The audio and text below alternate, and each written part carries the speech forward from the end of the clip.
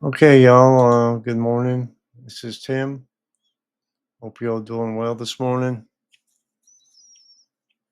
Today is Saturday, the 18th of October, 2025, and this is the infrared loop of the infrared satellite loop of the tropical Atlantic, subtropical Atlantic, east coast of the U.S.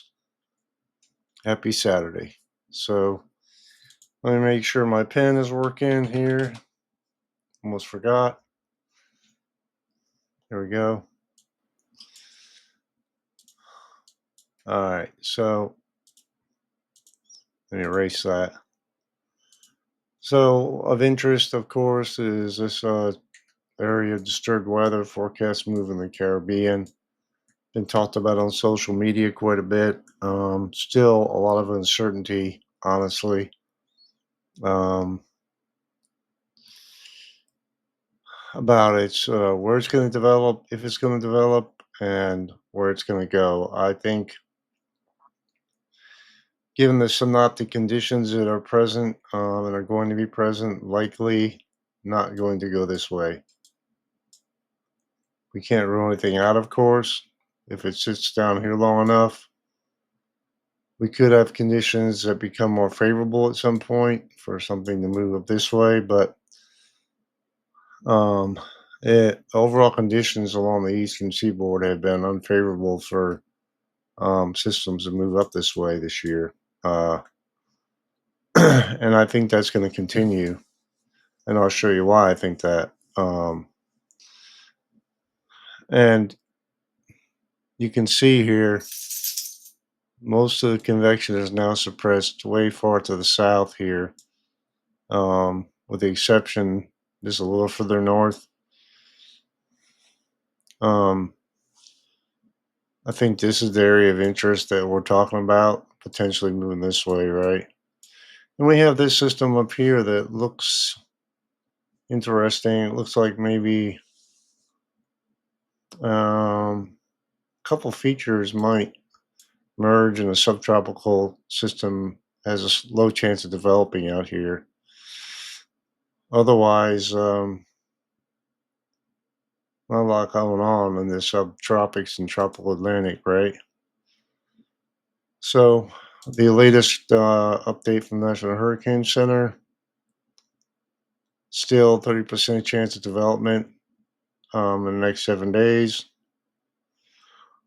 They haven't upped the probabilities, and likely because there's so much uncertainty still, even 7 days out. So, we'll just have to keep an eye on it, honestly. And I'll go over the model guidance. I'm also going to go over what the operational runs are showing, just for comparison. Okay.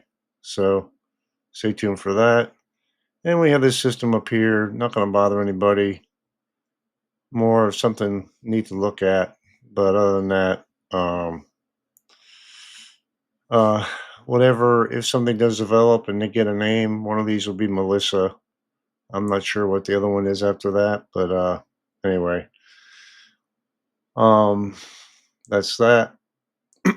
So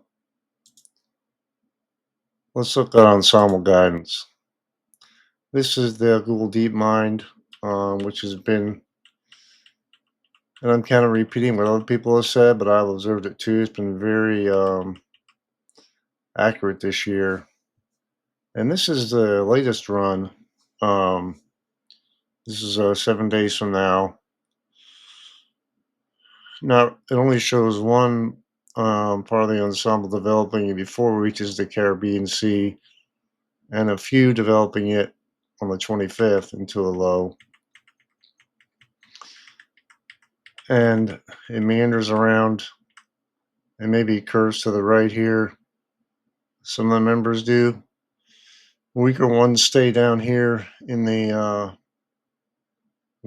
southwestern Caribbean Sea, and that's the 31st, the end of the month, and we're still talking about this thing.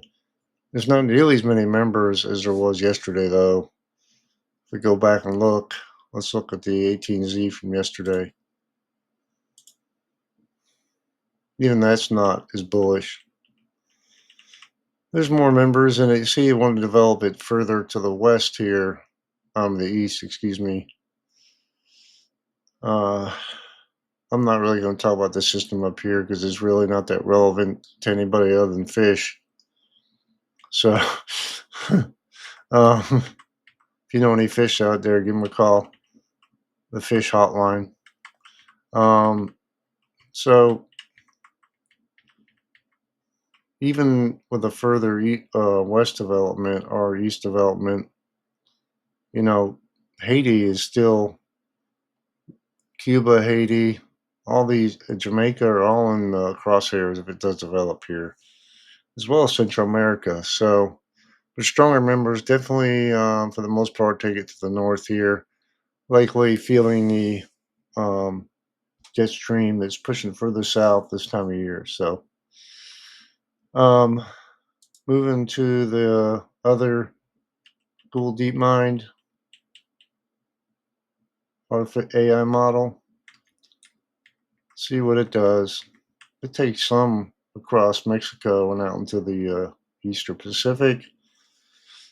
A few um, get near Cuba and near the southern tip of Florida, so um, can't really rule that out. Uh, but I'll show you why I think it's going to take a right turn unless it hangs out here for a real long time. All right, so this is the GFS, the latest GFS run, 0Z. This is as of the 27th. We'll back up to the 25th. This is kind of confusing because the GFS wants to have some energy down here develop, and here, these are two different things. And it wants to develop something out here too, which I don't know about. But um, in this case, the GFS pretty much muddies up the screen so much I can't even tell what's going on. So there's a whole range of possibilities here. And I'll show you on the operational run what this thing is doing. We all know the GFS is notorious for spinning up systems more rapidly than other models, and we all know the Euro is less aggressive and usually very timid. Let's just say when it comes to cyclogenesis, genesis, and intensification. So the happy medium is somewhere in this area still. Hate to say that, but um, you know, normally, with the exception of this time of year, the Caribbean Sea is not a favorite area for development because of hostile winds. But this time of year, it's more favored. Uh, but normally it's not. So, um, European ensembles. Let's step it back some. This is really a lot different. It wants to develop it a bit, like quite a bit earlier here, at least some members, which you would think favors a more northward term, and then it kind of loses it, and then redevelops something here in an extreme um, southern Caribbean Sea. And I would say that's a scenario that will be interesting to watch if that does play out because it could sit there for quite a while. All right. Uh, because the light flow aloft and it does develop. So we'll just have to see, I guess. As a forecaster, I want to give everybody, some certainty here, but there isn't any really. And all I can give you is my best guess and my gut feeling about what's going to happen here. And uh, honestly, I don't even know if this thing's going to develop, given the model flip flopping and stuff. Although I think there's a better than 30% chance it will. I think the National Hurricane Center is just waiting to get more concurrence between the models, and then we'll see what happens. Okay. So, moving on to operational guidance. Um, this is your notorious GFS with its developing a very powerful hurricane just south of Haiti. Uh, 8 days from now. So, but what it does is very large and powerful storm as it moves out into the open Atlantic. That's incredible how big that is. Um, and as storms gain latitude, that sometimes happens. And so, you see how small it is, the wind field right here. But it's incredible how big it gets. Moving on, I want to show you this. This is the wind shear, okay? And the dark reds indicate strong winds aloft. And you can see even over the strong winds from 200 to 850 millibars. Okay, so that's detrimental if you have higher wind shear between those levels, which is between the upper levels and low levels of the atmosphere. Tropical cyclones have a lot of trouble developing in those conditions that are in these reds and oranges, right? So let's see if we can find where the system will be. Don't really see it yet. See the GFS wants to develop something way down here. You see the wind shear in the main development region is increasing markedly as upper level high retreats. And some lighter winds in the Caribbean Sea, but just to the north, you see a lot of wind shear, right? And over time, really, that's the only place that we don't have high winds aloft. Just to the north of this thing, it's very unfavorable for development. Now, what's going to happen is there's going to be a weakness develop in the flow, and that storm feels it. That moves to the north. This high pressure, you see what we're looking at here? General troughing is left behind here. More likely a tut developing in this area, and it's kind of following this weakness here. Okay. You see how unfavorable the winds along the east coast are for it to come up this way. And this is just the GFS model. I'm sure the other models show different things, but I just wanted to show you that. What do the other models show? This is the European. Okay, this is the operational run. See the system there. And through time, give hints that maybe a low develops. This is the operational run, and it never really shows anything. Oh, you know, the euro is not showing much of anything. So, what can I say? The ERAI model going out to the 31st of October has energy stuck down here, just like the euro does in the Caribbean Sea. The Canadian, same thing, as a weak system here. 23rd of October hangs out here along the coast of Mexico and doesn't go anywhere. um, Icon, the dreaded Icon, there it is. Has a low pressure here hanging out in the Caribbean Sea as well. So that being said, I would say the GFS is the outlier right now for what it's doing. and given its aggressive nature overall and its bias, I would say it's a less likely scenario right now.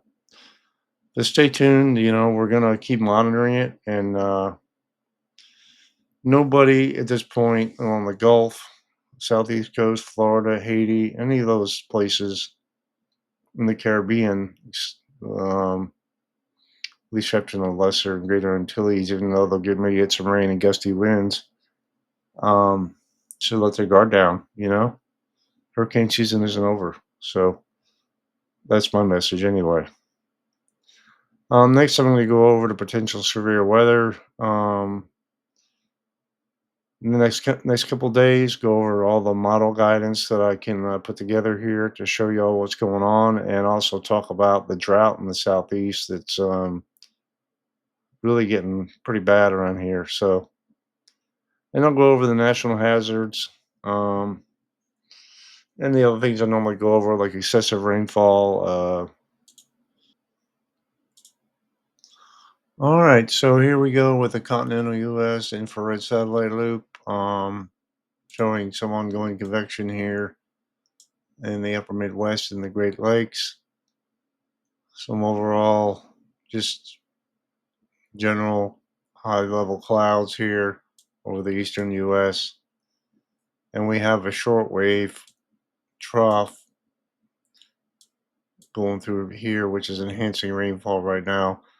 And this is going to be one of the players in see this flow going down here, east of the Rockies. The trough going to develop, swing to the east, and surface low going to develop and move to the north here, creating an environment for severe weather today. So look at the mid-level water vapor. You can see, oops.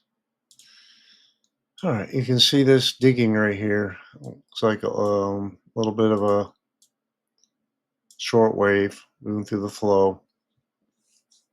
You have northerly flow generally this way. And we can see that probably better with the upper level water vapor. It's very subtle, but you can see this going on here, digging this way.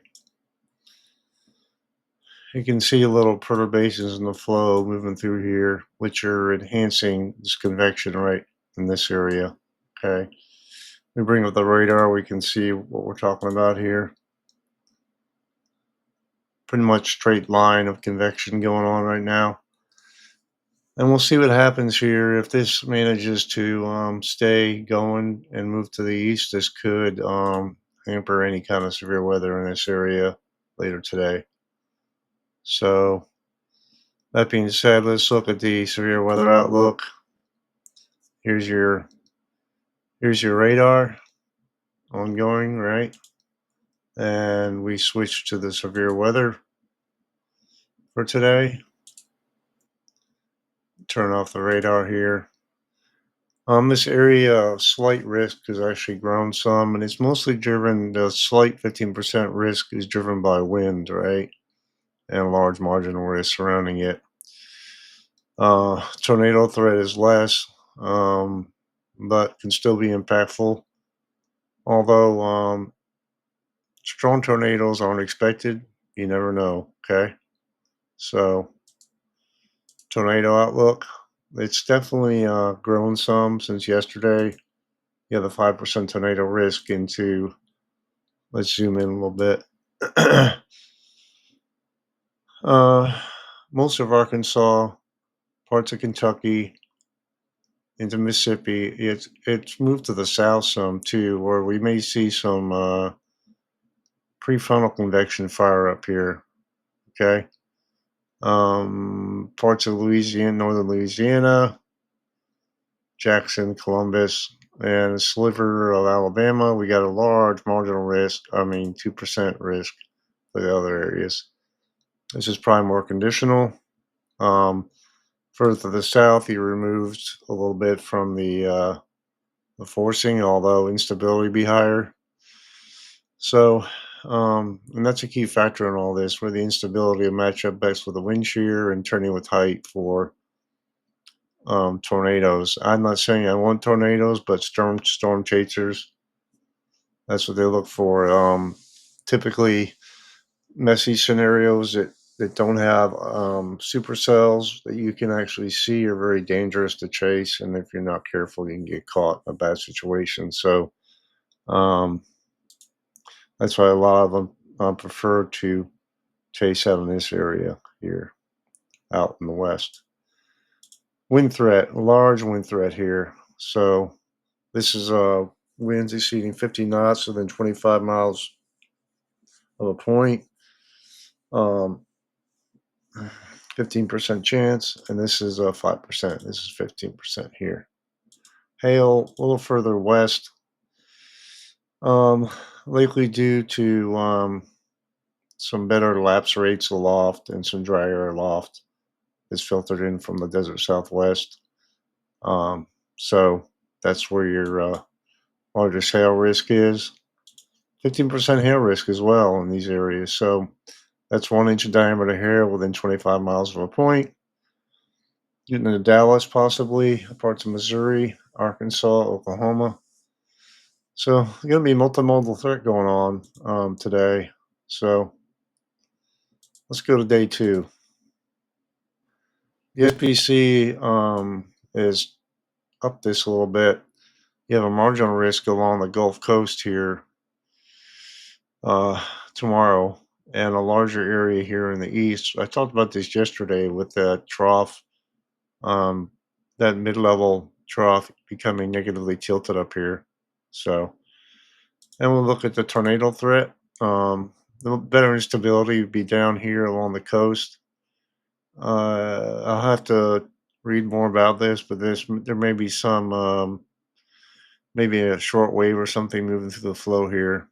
Uh, and if And part of the problem is the instability axis is not going to be moving that far north. The problem meaning will keep this threat probably from moving further north, but we'll just have to see how that plays out.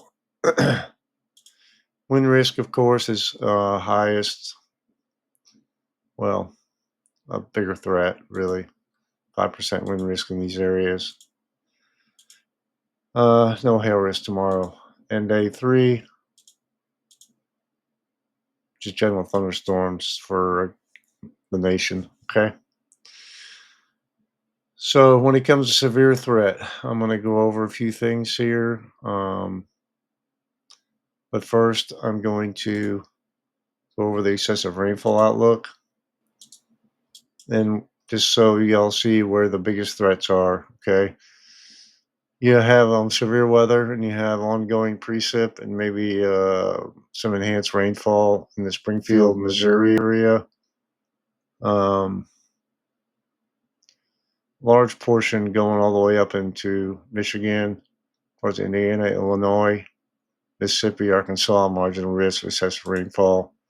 That's just to the north as the system moves to the north here, and way up into the northeast on day 3. And after day 3, there's no threat outlined. Get a break for a few days. All right, and here's the radar again. So let's go over the severe threat now. Close this out.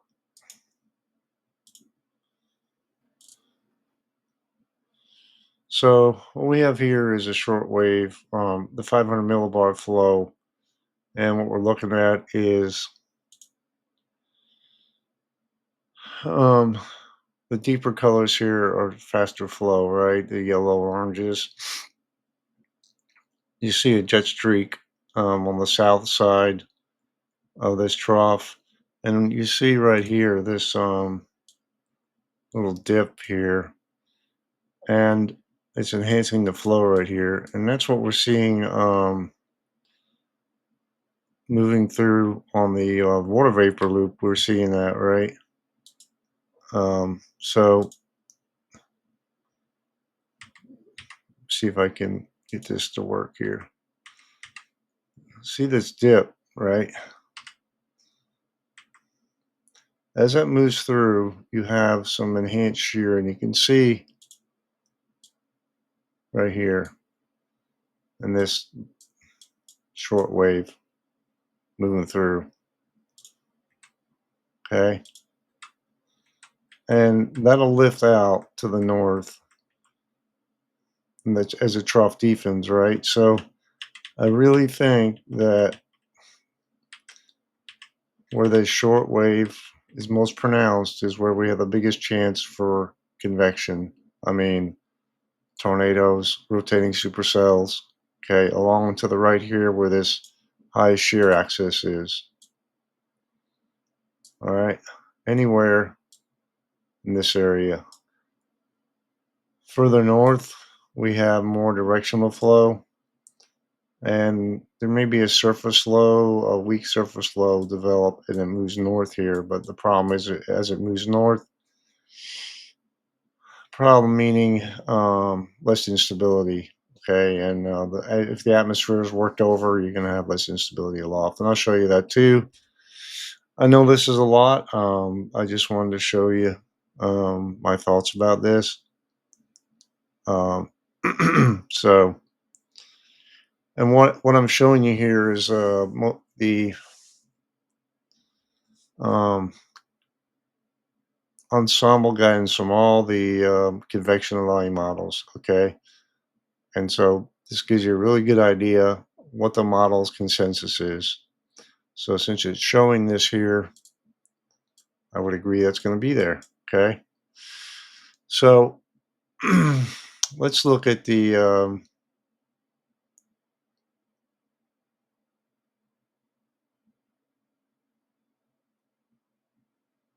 surface features here and dew point. All right.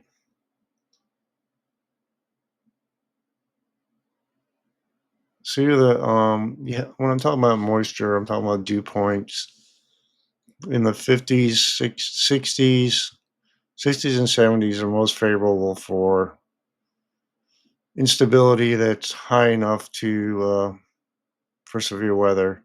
Of course, when you have higher winds and lower instability, you still have that possibility. You could see the 60 dew points and maybe some 70s moving up here, all the way up into the Midwest here. And if that happens, then uh, you know that's a lot of instability.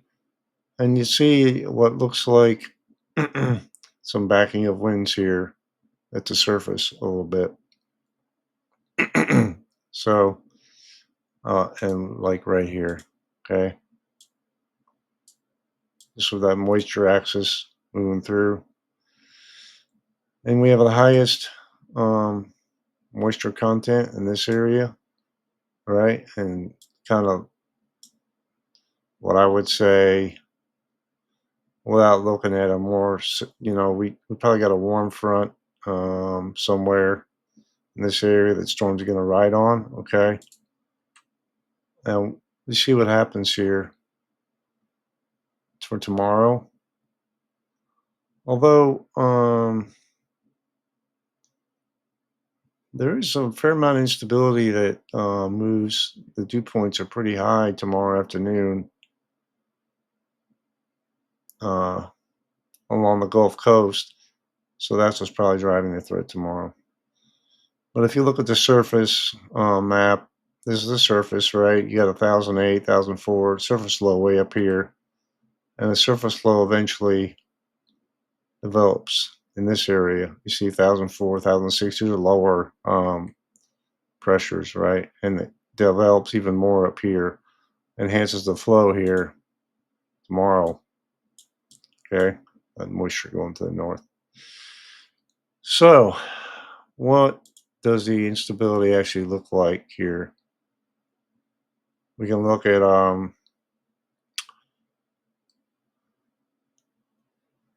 surface-based CAPE, which was a good measure of instability.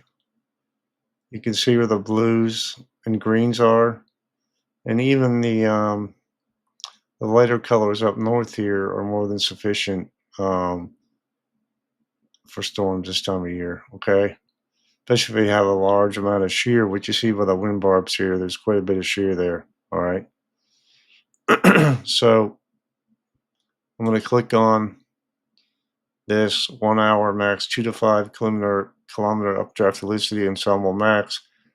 You see little um, uh, black dots appear. That's where the updraft helicity showing rotation, right? You see a bunch of dots here forming, even closer to the Gulf Coast here. And so this is where likely we're going to see the most rotating storms, all right, and generally in this area, all right. So we move through time with this.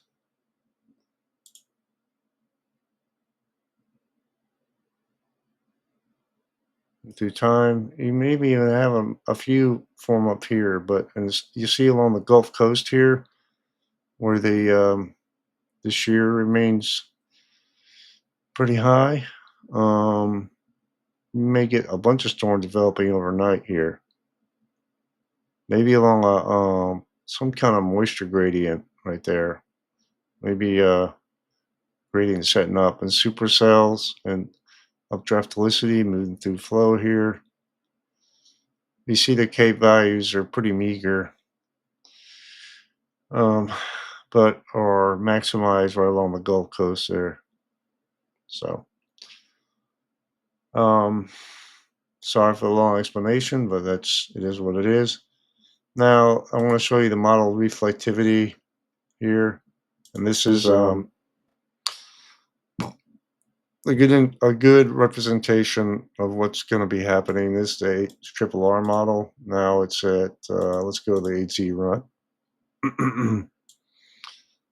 That short wave here is creating convection right now.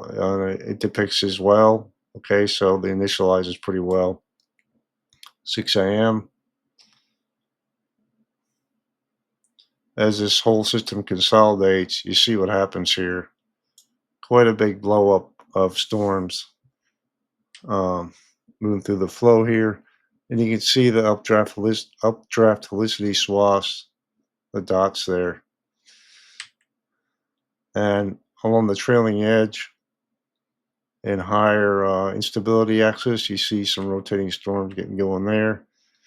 Line develops possibly with embedded rotating supercells in there, and that's where it ends. So this is 18 hours out. This is through Sunday overnight. So if we go back to an earlier run, it'll go out further. There's a good depiction of it, right?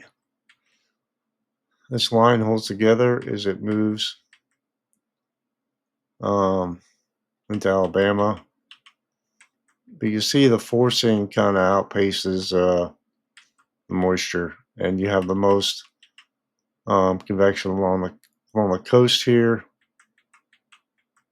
Just some overall rainfall up here into the the Midwest, Ohio Valley, Mississippi Valley.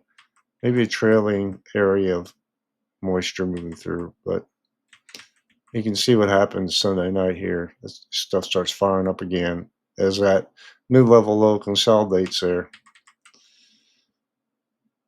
That's that. I don't want to get too much in the weeds here, but I'm going to zoom in to this area real quickly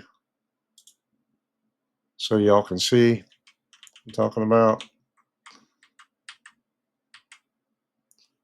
Strong storms in these areas, right? And even along here as well. And they move to the south.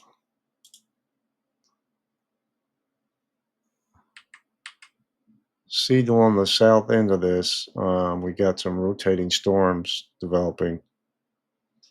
So, and they may be ongoing for quite some time. So we can't rule this area out either. And I think that's why the SPC has moved this threat further south. So, last few things, going to go over national hazards right now. don't have a lot going on other than freeze warnings, winter weather advisories. Interesting. Wonder if no wait, is that a freeze warning or winter weather advisory in the purple there? Either way, it's cold. I wonder if it's snowing out there. We'll have to see that. But high wind warnings, winter weather advisories. I would the deep purple is interesting, and freeze watch. So not a lot going on right now, but that's going to change today. Lastly, I want to go over quickly the drought information here for Georgia. Short-term drought is developed in Georgia, and you can see the map here for the general area, right? Abnormally dry to exceptional, almost extreme drought for most, a good portion of the South and Mid-Atlantic. Okay, and the drought worsened, for a good portion of the South.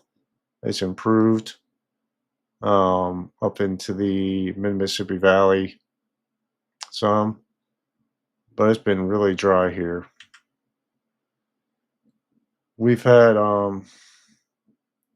very dry weather here in the southeast, and accumulations have been meager at best, as you can see with these maps.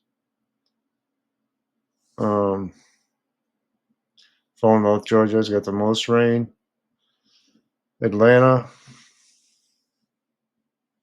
5 to 10% of normal. So, and the rest of the area, 15 to 50% normal. So, Macon, 26% normal. Um, Temperatures in Georgia for the past 30 days were above average, right? Over the last 7 days, the temperatures have cooled off some. You can see from these two different graphics.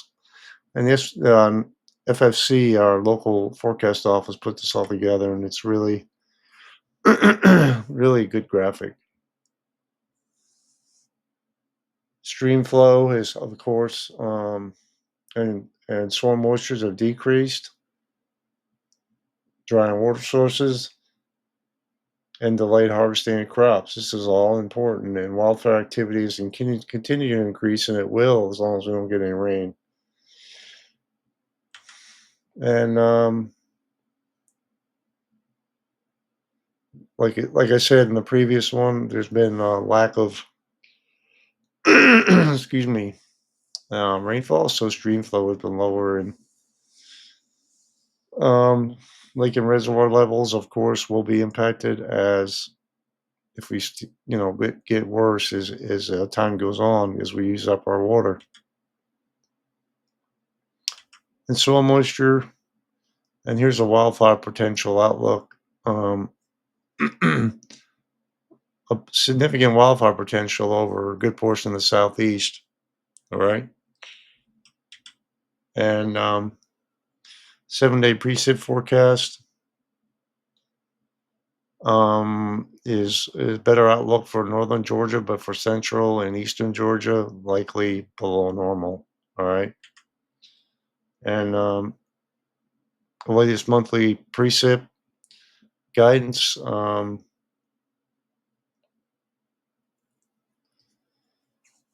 And temperature guidance is equal chance of being above and below normal for Georgia in the southeast generally, and below normal precip outlook. Good chances for that also. And the drought is expected to persist or get worse for a good portion of the south into North Carolina, Virginia, and the Atlantic. And that's all I got, guys. So I hope you all have a good day, and stay safe out there.